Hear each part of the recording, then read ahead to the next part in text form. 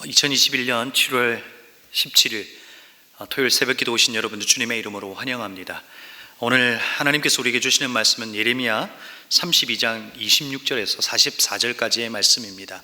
26절부터 44절까지의 말씀을 함께 봉독하겠습니다. 주님께서 예레미야에게 말씀하셨다. 나는 주다. 모든 사람을 지은 하나님이다. 내가 할 수 없는 일이 어디 있겠느냐. 나 주가 말한다. 그러므로 보아라, 내가 이 도성을 바빌로니아 사람의 손에 넘겨준다. 바벨로니아 왕 느부갓네살의 손에 넘겨줄 터이니 그가 이 도성을 점령할 것이다. 그러므로 지금 이 도성을 치고 있는 저 바벨로니아 군대가 들어와서 이 도성을 불태워 버릴 것이다. 이 도성 사람들이 지붕으로 올라가서 바알에게 제물을 살라 바치고 다른 신들에게 술 제물을 바쳐서 나를 노하게 하였으니 내가 그 집들을 태워버리겠다.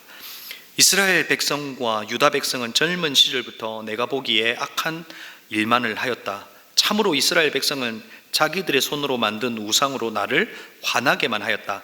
나 주의 말이다. 진정 이 도성은 사람들이 세울 때부터 오늘날까지 나의 분노와 노여움만을 일으켜 놓았기 때문에 이제는 내가 그것을 내 눈앞에서 치워버리겠다. 이스라엘 백성과 유다 백성 왕들이나 고관들이나 제사장들이나 예언자들이나 유다 사람이나 예루살렘 주민이나 가릴 것 없이 모두 온갖 죄악을 저질러서 나를 노하게 하였다. 그들은 나에게 등을 돌려 나를 외면하였다. 내가 그들을 쉬지 않고 가르쳐주고 또 가르쳐 주었으나 그들은 나의 교훈을 받아들이지 않았다. 오히려 그들은 내 이름을 찬양하려고 세운 성전 안에 자기들이 섬기는 역겨운 것들을 세워놓아서 성전을 더럽혔다. 또 그들은 자기들의 아들, 딸들을 불태워 몰렉에게 제물을 바치려고 흰놈의 아들 골짜기에 바알의 산당을 쌓아 놓았는데 나는 절대로 유다 백성을 죄악에 빠뜨리는 이 역겨운 일은 명하지도 않았고 상상조차도 해본 적이 없다. 이제 나 주 이스라엘의 하나님이 말한다. 너희는 이 도성을 두고 전쟁과 기근과 연병을 만나서 바벨로니아 왕의 손에 들어간 도성이라고 말하지만 똑똑히 들어라. 내가 분노와 노여움과 울화 때문에 그들을 여러 나라로 내쫓아 버렸다. 그러나 이제 내가 그들을 이 모든 나라에서 모아다가 이곳에서 데려와서 안전하게 살게 하겠다. 그러면 그들이 나의 백성이 되고 나는 그들의 하나님이 될 것이다. 그때 내가 그들에게 한결같은 마음과 삶을 주어 그들이 언제나 나를 경외하여 그들 자신뿐만 아니라 그들의 자손들까지도 길이 복을 받게 하겠다. 그때는 내가 그들과 영원한 언약을 맺고 내가 그들에게 영영 떠나지 않고 그들을 잘 되게 할 것이며 그들의 마음속에 나를 경외하는 마음을 넣어 주어서 그들이 나에게 떠나가지 않게 하겠다. 나는 그들을 잘 되게 함으로 기뻐할 것이며 나의 온 마음과 정성을 다하여 그들이 이 땅에 뿌리를 굳게 내리고 살게 하겠다. 나 주가 말한다. 내가 이 백성에게 이토록 큰 모든 재앙이 바치게 하였으나 이제 내가 이에 못지않게 그들에게 약속한 모든 복을 베풀어 주겠다. 너희는 지금 이 땅을 두고 사람도 없고 짐승도 없는 황무지이며 바벨로니아 군대의 손에 들어간 땅이라고 말하지만 바로 이 땅에서 사람들이 밭을 살 것이다. 앞으로 베냐민 땅에서만 아니라 예루살렘의 사방과 유다의 성읍들과 산간 지역의 성읍들과 평지의 성읍들과 남쪽의 성읍들에서도 사람들이 돈을 주고 밭을 사서 매매 계약서를 쓰고 봉인하고 증인들을 세울 것이다. 포로로 잡혀간 사람들을 내가 돌아오게 할 것이기 때문이다. 나 주의 말이다. 아멘. 얼마 전 운동을 하기 위해서 길을 걷다가 갑작스럽게 이제 내린 비를 피하기 위해서 가까운 곳에 있는 이 부동산 공인중개사 부동산을 들렀습니다. 몸을 피하고 그곳에 들러서 이런저런 이야기를 하다가 집값에 대한 이야기도 하게 됐는데 얼마나 많은 가격이 올랐는지 몰라요. 제가 이 용인을 올 때 한 2배 정도가 올랐다 하는 것을 알 수 있었습니다. 그런데 여러분, 만약에 여러분이 몇 년 뒤에 여러분의 집값 그리고 땅값이 오를 것에 대한 정보를 가지고 있다면 여러분은 어떻게 하시겠습니까? 아마도 그 땅을 구매할 겁니다. 그래서 나중에 그 땅의 시세가 올라 그 시세의 차익을 가지고 우리는 그 부를 누릴 수도 있을 겁니다. 그런데 여러분, 오늘 32장에 이 예레미야의 32장에 토지 계약을 하는 것으로 오늘 말씀이 시작되고 있는 것을 보게 됩니다. 그런데 여러분, 이 말씀 속에서 예레미야는 왜 이 계약을 하고 있는 것일까요? 하나님께서 훗날 시세 차익을 통해서 그 땅의 값으로 너의 인생을 회복하게 하겠다, 이런 메시지가 그에게 있었던 것일까요? 사실 그 이유에 대해서는 예레미야가 알지 못했습니다. 사촌 하나멜이 땅을 사달라고 찾아온 겁니다. 그런데 여러분, 사달라고 하는 그 땅은 어떤 땅이었습니까? 이미 전쟁통에 폐허가 된 예레미야의 고향 땅 아나돗이었습니다. 예레미야는 바룩을 통해서 지금 매매 계약을 하고 있습니다. 그런데 여러분, 이 예레미야는 지금 어디에 있는 겁니까? 시위대 뜰 안에 갇혀 있습니다. 갇혀 있는 상태에서 바룩을 통해서 매매 계약을 하고 있는 것을 보게 됩니다. 그런데 이미 사촌 하나멜이 오기 전에 하나님께서 예레미야에게 그 계약을 할 것을 말씀하신 겁니다. 그래서 오늘 이 말씀에서 보면 이 매매 계약을 하는데 예레미야는 왜요라고 묻지를 않습니다. 그 이유를 알아야 계약을 할 텐데 왜요라고 묻지 않고 그냥 순종하고 있는 것을 보게 됩니다. 아마도 그 매매 계약을 하고 있고 그 대금을 치르고 있는 그 장면을 보면서 많은 사람들이 비웃었을 겁니다. 황폐하고 무너지고 아무 쓸모없는 그 땅, 다른 나라에게로 넘어가 버린 그 땅, 자기 소유가 될 수 없는 그 땅을 계약하고 사는 것, 아무 의미 없는 것이기에 비웃을 수 있었다는 것입니다. 그런데 예레미야는 계약을 하고 항아리에 그 계약서를 담아서 두는 것을 보게 됩니다. 여러분, 왜 그렇게 한 것입니까?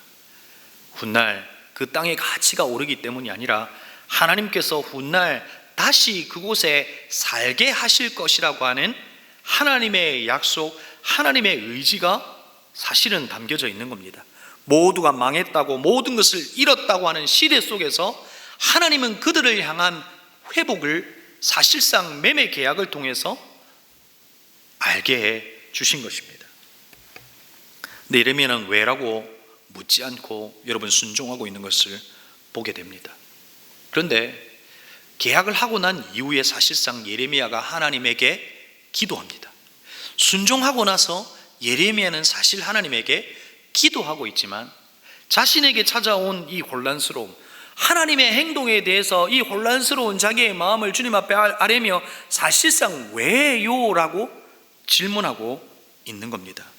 25절 말씀을 보면 주 하나님, 어찌하여 주님께서는 이 도성이 이미 바빌로니아 군대의 손에 들어가게 되었는데 저더러 돈을 주고 밭을 사며 증인들을 세우라고 말씀하십니까?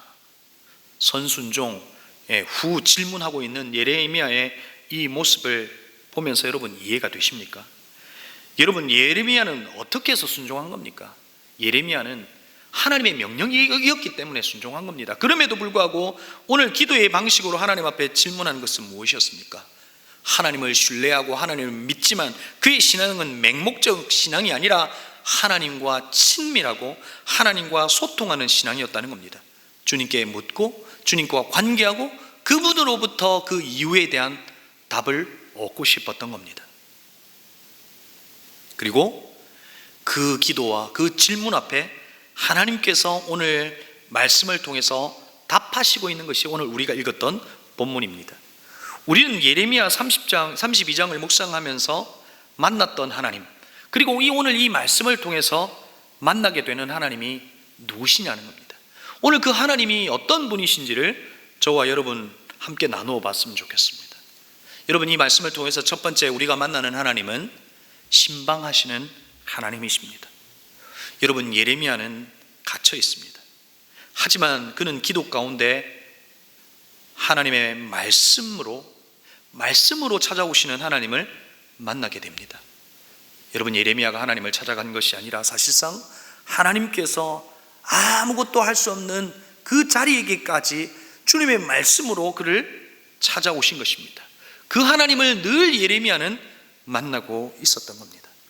여러분, 우리가 첫 번째 깨닫고 알고 그리고 그 바라보아야 할 하나님은 바로 신방하시는 하나님이시라는 겁니다. 코로나19로 예배도 마음껏 할 수 없습니다. 생활도 우리의 마음껏 이전대로 할 수 있는 상황이 분명히 아닙니다. 그러나 우리가 기억해야 할 하나님은 어떤 하나님이십니까? 어떤 상황 속에서도 그분을 찾으면 우리를 신방하시는 하나님, 말씀하시는 하나님, 우리의 기도 가운데 우리를 찾아오시는 하나님이신 것을 여러분 기억하실 수 있기를 바랍니다. 또한 그분에 대한 맹목적 신앙을 뛰어넘어 하나님께서는 우리의 질문에 답하시고 시간과 장소와 공간과 상관없이 우리를 신방하시는 하나님이신 것을 알고 그분께 질문하시고 그분께 물으셔서 우리를 만나주시는 신방하시는 하나님을 여러분 만나는 저와 여러분이 되기를 주님의 이름으로 축복합니다. 하나님을 찾을 때 예레미야를 만나주셨던 하나님이 우리를 만나주실 것이고 하나님의 말씀으로 우리에게 도전하시고 알게 하시고 위로해 주실 것입니다. 그분이 우리의 하나님이시라는 겁니다. 두 번째 말씀을 통해서 만나게 되는 하나님은 어떤 하나님입니까? 바로 계시하시는 하나님입니다. 하나님은 예레미야의 질문, 그 기도에 하나님 자신을 계시하고 있는 것을 오늘 말씀을 통해서 알 수 있습니다.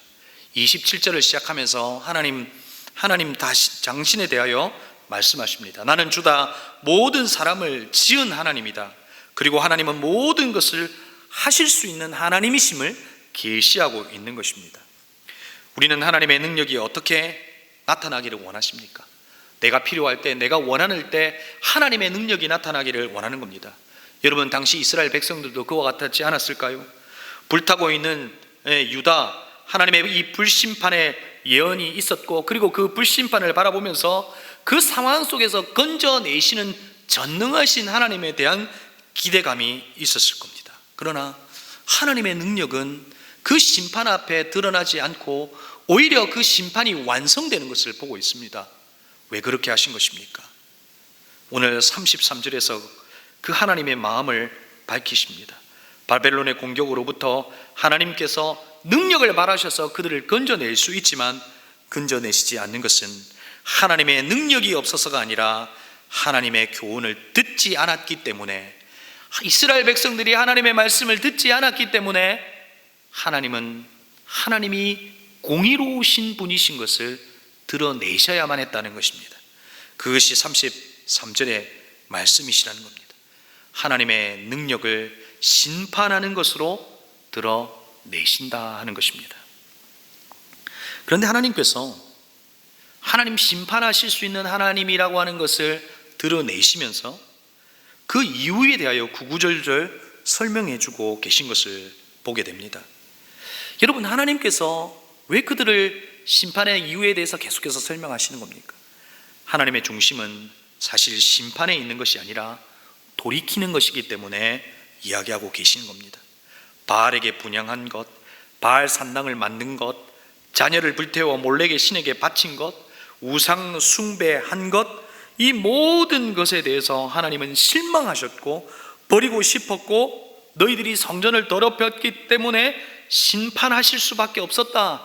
나의 이 하나님의 능력이 너희를 심판하는 것으로 드러날 수밖에 없었다 하는 것을 이야기하고 계시는 것입니다. 그런데 여러분, 오늘 우리가 이 말씀을 통해서 만나야 될 하나님은 무엇입니까? 우리가 하나님을 찾고 하나님에게 질문할 때 하나님은 우리를 신방하시는 하나님이신 뿐만 아니라 하나님 당신을 계시하시면서 하나님이 어떤 분이신지 우리에게 알려줍니다. 여러분, 우리의 신앙인들의 행동은 무엇에 의하여 결정합니까? 내가 정의 내리고 있는 하나님의 모습대로 우리는 행동합니다.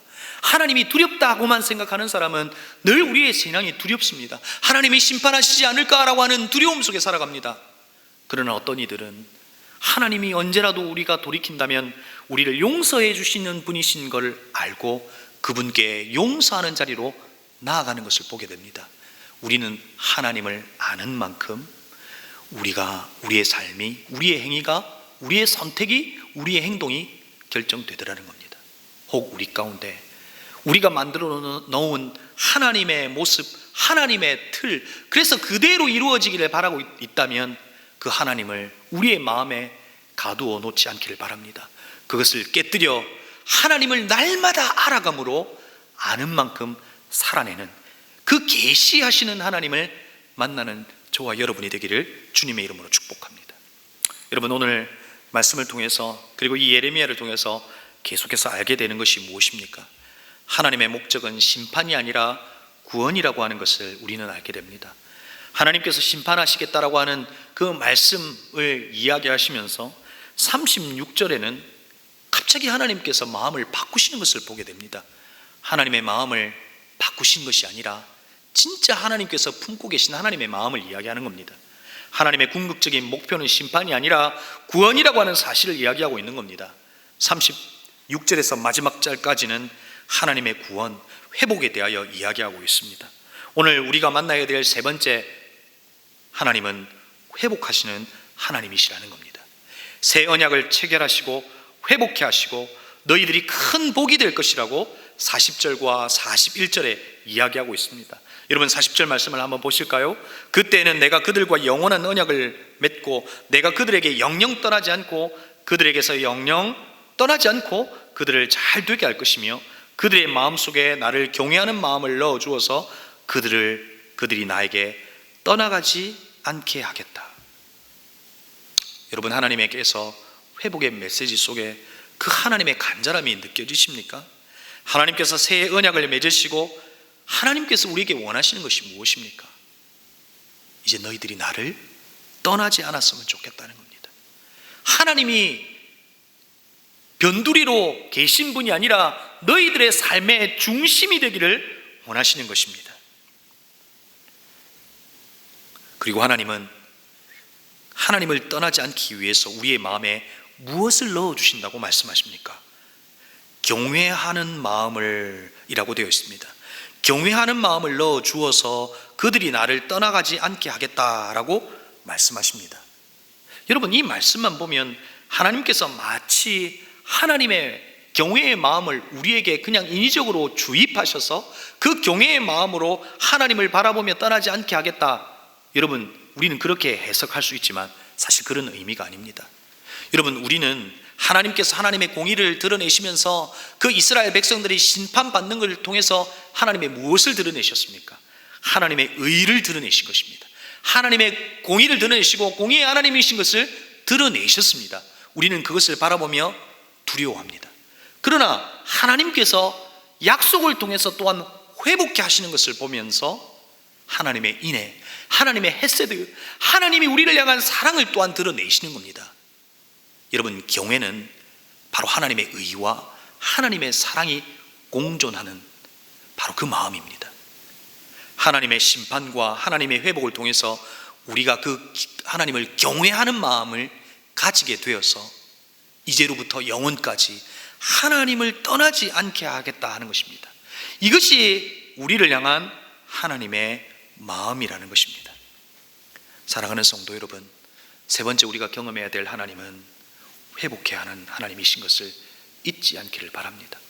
지금은 우리의 삶의 상황이, 우리의 삶이 고통스럽고 때로는 병마와 싸우기도 하고 코로나로 답답한 시간을 보내고 있지만 하나님은 이 시간을 통해서 하나님의 공의를 드러내시고 또한 하나님의 사랑을 드러내심으로 말미암아 이 상황 속에서 하나님을 경외하는 마음을 우리 마음에 심어두셔서 일평생 주님을 떠나지 않고 우리를 회복케 하시는 하나님을 바라보며 살기를 원하신다는 것입니다. 사랑하는 성도 여러분, 저와 여러분의 마음에 이 하나님의 경외하는 마음이 있기를 주님의 이름으로 축복합니다. 하나님께서 끝까지 우리에게 말씀하시는 하나님의 궁극적인 목표는 심판이 아니라 우리를 회복케 하시는 그 하나님의 본심을 이해하시고 다시금 변두리에 있는 우리의 모습을 하나님이 계신 중심의 자리로 옮겨 놓으실 수 있기를 바랍니다. 그래서 일평생 주님만 바라보는 저와 여러분이 되기를 주님의 이름으로 축복합니다. 말씀을 맺으려고 합니다. 사랑하는 성도 여러분, 오늘 우리는 말씀을 통해서 예레미야에게 찾아주셨던 신방하시는 하나님을 날마다 기도 가운데 주님께 질문하는 가운데 만나실 수 있기를 바랍니다. 또한 그 만남 가운데 계시하시는 하나님, 하나님 자신을 알게 하시는 하나님, 하나님을 알아감으로 우리의 삶의 선택과 우리의 삶의 방식이 하나님을 아는 만큼 살아내는 그런 삶의 모습이 있기를 바랍니다. 또한 여러분, 코로나로 여러 가지 위기로 갑갑한 시간을 보내고 있지만 이 모든 것을 회복해 하시는 하나님, 그 하나님을 기대하고 바라봄으로 우리에게 회복을 주시는 하나님을 경험하는 저와 여러분이 되기를 주님의 이름으로 축복합니다. 하나님은 신방하십니다. 하나님은 계시하시고 하나님은 회복하시는 분이 우리의 하나님이십니다. 그 하나님을 놓치지 않기를 주님의 이름으로 축복합니다. 우리 이 시간 함께 기도하기를 원합니다. 말씀을 기억하며 기도하십시다. 하나님, 신방하시는 하나님, 계시하시는 하나님, 그리고 회복해 하시는 그 하나님을 날마다 기대하게 하시고 그 하나님을 만나며 살아가는 우리의 삶이 되게 해달라고 기도했으면 좋겠습니다. 두 번째 우리가 기도할 것은 우리 모든 예배를 두고 기도했으면 좋겠습니다. 내일은 주일입니다. 주일의 모든 예배의 자리 가운데 하나님을 만나게 하시고 우리를 회복해 하시는 하나님, 계시하시는 하나님, 시간과 공간을 초월하여 신방하시는 하나님, 그 예배의 자리에서 만날 수 있도록 도와주옵소서. 그리하여 우리에게 말씀하시는 하나님을 통해서 깨닫게 하시고 회복해 하는 그 놀라운 일들을 경험하게 해주십시오. 그리고 마지막 세 번째로 기도할 것은 힘든 시간을 보내고 있는 우리 환우들을 위해 기도했으면 좋겠습니다. 몸이 아파 하나님을 찾고 있는 이들에게 하나님 그들을 신방하여 주시고 위로하여 주시고 회복해 하여 달라고 말씀을 기억하시면서, 그리고 내일 주일 예배를 위해서, 그리고 환우들을 기억하시면서 이 시간 합심으로 함께 기도하시겠습니다.